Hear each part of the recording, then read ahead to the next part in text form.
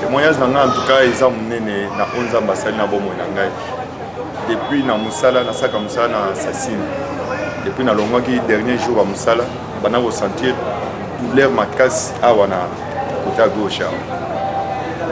Butu ya lelo na lalité moi sinanga aza awande aza témoin. Nous avons déjà décision que to yana prière après prière to kende na hôpital. Mais na moment mon sala nzambe abengisi ba to ke ba o bazana malade ba leka liboso.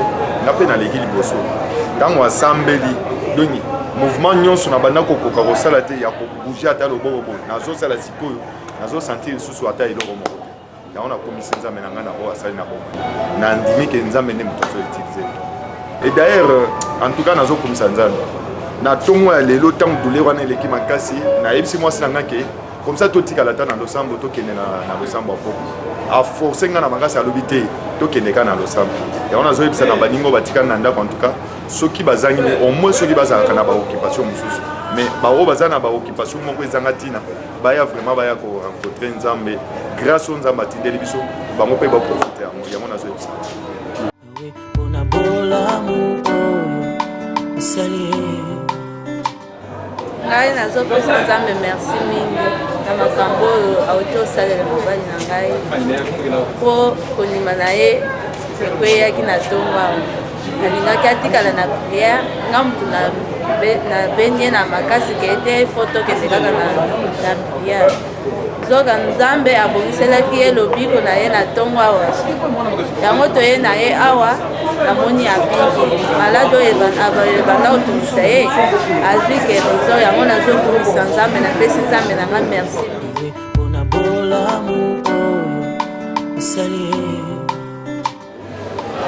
naza na commentaire ebele ya kosala te ma eloko oyo nakoki koloba nzambe aza nzambe ndenge abandaki kosala na bato na kala na baprofete na kala na bapotre na kala lelo emonani mplasa azosala katikati na apotre simon oyo nakoki koloba apotre simon azali don mpona église corps de christ vraiment biloko oyo nzambe azosala kati na ye ezolakisa ete nzambe aza na bomoi ezolakisa ete ti lelo nzambe aza kati na kosala parce que tozomona bamalade bazozwa guérison tozomona nzambe azoutilize na parole tozomona nzambe azoutilize na prophétie tozomona baguérison oyo ezoconfirme que oui ya solo les mêmes nzambe oyo abandaki kosala na bapôtre paul bapôtre pierre donc il est le même jusqu'aujourd'hui.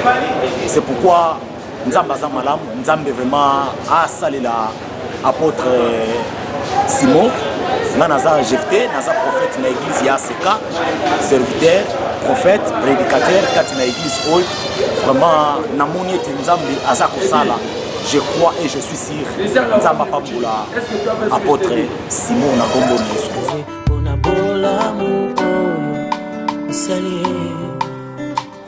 Non mais j'ai vu une maman qui était très malade là, elle est entrée à l'église, elle ne marchait pas bien, ça ce n'était pas les dos.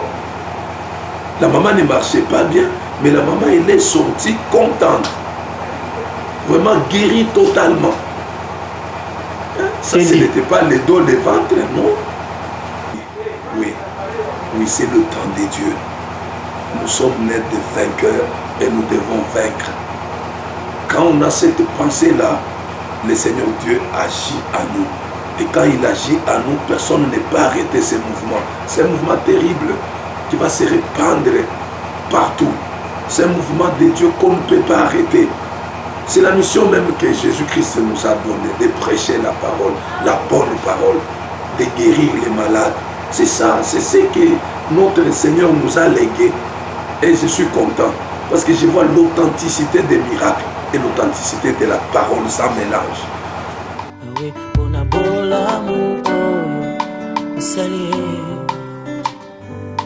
Mpona bola mu oyo